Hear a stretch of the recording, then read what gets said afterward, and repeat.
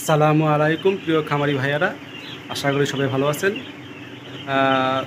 আজকে আমি যে বিষয়টা আলোচনা করব সেই বিষয়টা হচ্ছে প্রচণ্ড গরমে, অর্থাৎ যারা আমরা মে মাসের এই সময়টাতে অর্থাৎ শেষের দিক দিয়ে এসে আমরা যারা এই প্রচণ্ড গরমের মধ্যেও আমরা বাচ্চা তুলতেছি, তাদের জন্য কিছু পরামর্শ দেওয়ার চেষ্টা করব, যাতে আমরা যারা বাচ্চাটাকে ব্রুডিং করব, ব্রুডিং অবস্থায় আমরা কীভাবে বাচ্চাটাকে সঠিকভাবে রাখবো যাতে বাচ্চাটা মারা না যায় বা হিট স্ট্রোক না করে।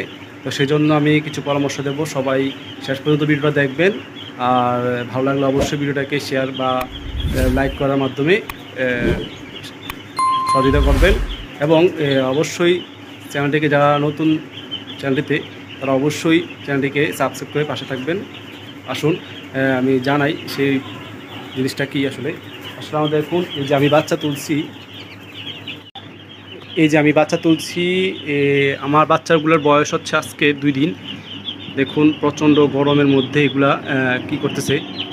তো আমি কিছু সময়ের জন্য আমি ফ্যানও চালিয়ে রাখলাম, লাইটের তাপ তো নাই। দেখাই আপনাদেরকে তাপমাত্রা কত আছে এখন। এই যে দেখুন তাপমাত্রা প্রায় সেলসিয়াসের হিসাবে 38 আছে, আর ফারেনহাইটের হিসাবে প্রায় 100-র মতো আছে। ফারেনহাইট 100 ডিগ্রি আর সেলসিয়াসে হচ্ছে 38 ডিগ্রি সেলসিয়াস। দেখুন এগুলা হা করে শ্বাস নিচ্ছে।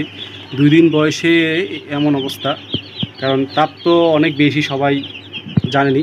তো এই তাপমাত্রার মধ্যে আপনারা কীভাবে এই ব্রুডিংগুলোকে সঠিক রাখবেন, সেই জন্য আমি আজকে এই ভিডিওতে নিলাম। তো এখানে আপনারা দেখতে পাচ্ছেন আমার এখানে আমি গরমের জন্য আমি মাত্র 320টা বাচ্চা তুলছি। কারণ আমার এই ঘর হচ্ছে 500-র জন্য আমি 320টা নিচ্ছি, কারণ যত বেশি হালকা করে রাখবো তত বেশি মুরগিগুলো ভালো থাকবে। তো প্রথমত কথা এটাই, বাচ্চা যত তো যারা আমরা এই মে মাসে শেষের দিকে বাচ্চা তুলবো বা এখনও তুলছি বা সামনে যারা তুলবো তাদেরকে আমি কিছু কথা বলবো তাদের সম্পর্কে। প্রথমে বলবো যে আপনারা এই বাচ্চা যতগুলো ঘরে হয় সবসময় রেগুলার করে আসতেছেন, তার চেয়ে মিনিমাম 100, 200 বা 300 বাচ্চা কম তুলুন। কারণ বাচ্চাটা যখন বড় হবে তখন কিন্তু যত ঘরটা ফাঁকা যাতে থাকে, ওইভাবে আপনারা চিন্তাভাবনা করে বাচ্চা তুলবেন। প্রথমত হচ্ছে এটা। দ্বিতীয়ত হচ্ছে ঘরের মধ্যে ফ্যানের ব্যবস্থা যদি কম থাকে তাহলে বাড়ায় দেন, এবং টিনের চালের মধ্যে পানি দেওয়ার ব্যবস্থা করুন, আর ঘরে যাতে পর্যাপ্ত পরিমাণ বাতাস প্রবেশ করে সেই ব্যবস্থা রাখুন। আর হচ্ছে ওষুধের দিক দিয়ে আমরা যদি বলি, তাহলে ওষুধ হচ্ছে আমরা বেশি একটা ইউজ করবো না, মানে হালকা পাতলা ওষুধের মাধ্যমে আমরা ব্রুডিংটা কমপ্লিট করব। তারপরে আমরা সাদা পানি দিয়ে চালিয়ে যাব। তবে সাদা পানির সাথে প্রতিদিন দুপুরবেলা আমরা একটা ওষুধ ব্যবহার করব, সেটা হচ্ছে রেনাসি, যেটা আমরা প্রায় খামারে ইউজ করি। এই যে দেখুন আমি ওষুধ দেখাচ্ছি, এই ওষুধটা আমরা ইউজ করব, যেটা রেনাসি, যেটা অনেক তাপমাত্রাকে হিট স্ট্রোক থেকে রক্ষা করে অনেক তাপমাত্রায় মুরগিগুলোকে। তো মুরগির তাপমাত্রা যখন বেশি হবে তখন হিট স্ট্রোক করে ফেলবে।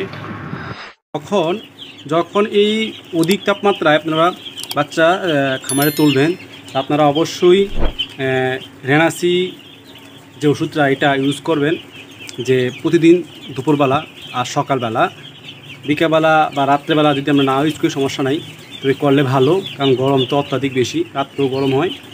তো আমরা এই যে দুপুরবেলায় রেনাকে ওষুধটা ইউজ করব। আর যতটা সম্ভব যে রেনা যে অ্যান্টিবায়োটিক ইউজ করব, ওই অ্যান্টিবায়োটিকগুলো আমাদের নর্মালি হয় বা কম ইউজ করার চেষ্টা করবো, বেশি ইউজ করার চেষ্টা করব না। আর হচ্ছে আমরা চেষ্টা করবো যে পানির সাথে চিনি দেওয়ার, কারণ চিনি দিলে পানিটা খাবে বেশি, আর যদি পানি বেশি খায় তাহলে হিট স্ট্রোক করার সম্ভাবনাটা খুব কমে যাবে। আজকে এতটুকুই। সবাইকে শেষ পর্যন্ত দেখার জন্য ধন্যবাদ। আল্লাহ হাফিজ।